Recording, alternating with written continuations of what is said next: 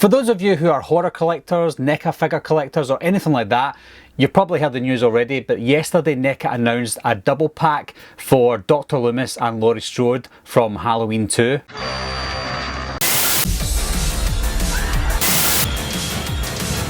Everybody's a suspect! Coming to get you, Bobber.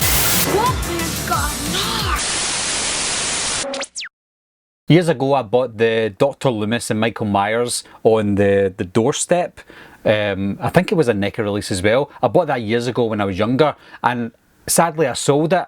I didn't know why I sold it, but I just sold it because I wasn't collecting figures anymore. And I completely regretted it after a couple of years because that was the only official Dr. Loomis that we ever had until now. So I'm glad, well, I'm not glad that I sold it, but I'm glad that they're bringing back a Dr. Loomis and they've got the rights to it. Again, that's the most important part. I'll read this out to you guys. There's something interesting that I've read and I will question it on this video, but it says here, based on their appearance in the classic 1981 sequel, each figure stands approximately 8 inches tall. They come complete with pistols, an interchangeable hand, and a pumpkin based on the movie poster artwork. Figures are highly detailed and fully poseable, featuring the authorized likenesses of Donald Pleasence and Jamie Lee Curtis. Window box packaging recreates the look of Haddonfield Memorial Hospital. Now, something that interested me was the authorized likenesses of Donald Pleasence and Jamie Lee Curtis.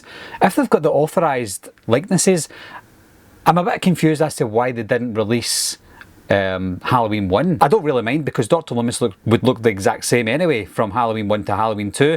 Obviously Laurie looks different because she's in a hospital gown. I don't know if that's the effect that they're going for.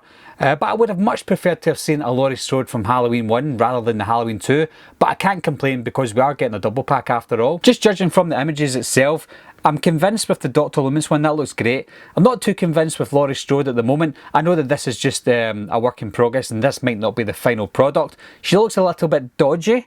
I know that the hair is a little bit strange because she had a dodgy haircut and a wig on in the movie, but it does look a little bit strange at the moment, but time will tell when we see it up close and personal and face to face. But when you look at the images that they've released, you can also see Michael Myers as well, and that is definitely the Michael Myers from Halloween 2.